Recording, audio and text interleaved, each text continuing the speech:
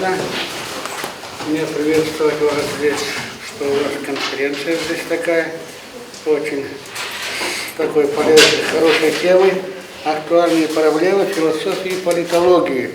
И доктора, и профессора присутствуют. И доктора, и профессора присутствуют. Очень приятно, что... И я вот ознакомился с вашими докладами. Доклады очень хорошие, очень такие нужные, интересные. Я думаю, что вы вынесете очень много полезного с этого сейчас, когда все динамически развивается.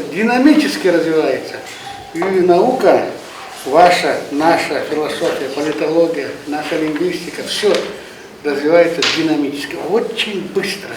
То, что вы сейчас обсуждаете, может, на завтра уже пойдет вверх. Так что вот эта евразийская идея, роль философии. То есть все, что вы обсуждаете, это очень нужно. Очень нужная вещь. Это вам на всю вашу жизнь, то, что вы сейчас получите. Хоть какие-то крупицы знаний получите, это вам на всю жизнь пригодится, на всю жизнь. Я очень рада приветствовать вас на очередной научной конференции. По-моему, по счету она у нас шестая научная конференция «Актуальные проблемы философии и политологии». Эту традицию проводить данную конференцию мы начали давно, но закрепили эту традицию уже при Бектур Аргеновиче. Бектур Аргенович, ему принадлежала идея обозначить вот такую тематику «Актуальные проблемы философии и политологии» и проводить ежегодные студенческие конференции, вот не студенческие даже, а конференции, в которых участвуют наши все представители нашей структуры, нашей кафедры.